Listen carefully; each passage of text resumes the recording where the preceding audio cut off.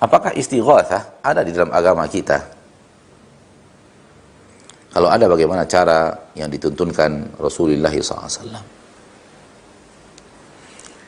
Istighatsah, kalau yang dituju dalam pertanyaan ini adalah istighatsah dalam cara dan kaifiat yang kita kenal sekarang.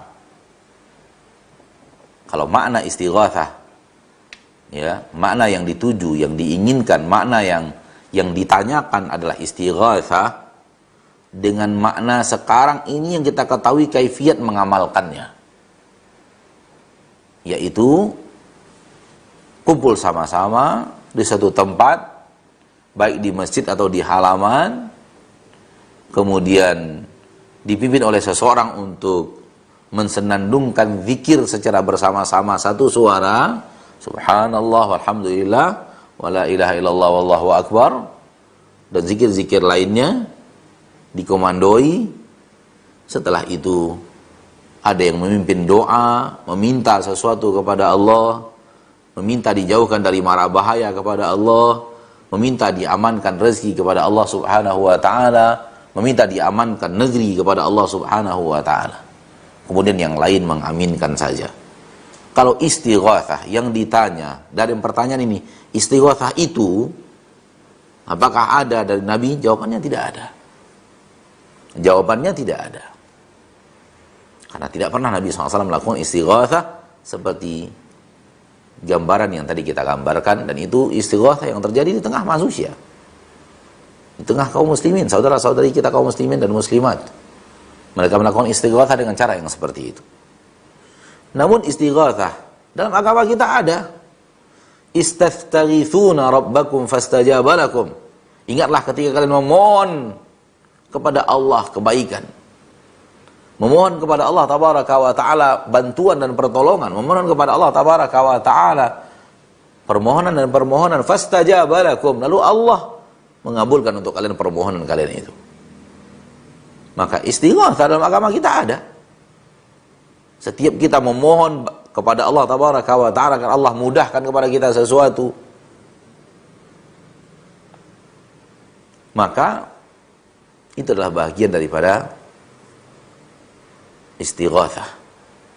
Namun melakukannya dalam bentuk yang tadi saya katakan menjadi sesuatu yang familiar di tengah umat Islam Indonesia, maka itu tidak ada sunnahnya dari Nabi kita tercinta Muhammad sallallahu alaihi wasallam.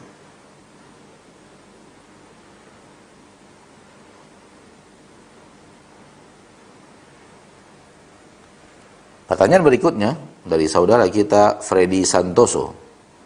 Bismillah, Ustadz mohon nasihat agar tauhid yang benar sesuai dengan pemahaman salafus saleh bisa tertancap di dalam hati, dan agar bisa bertawakal kepada Allah dengan sebaik-baiknya. Nah, setelah kita belajar tauhid dan mengenal tauhid dan mencintai tauhid, lalu menanamkannya di dalam hati kita yang paling dalam,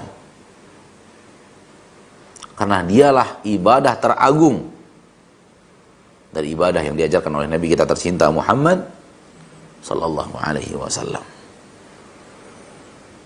Pelajari terus tauhid itu.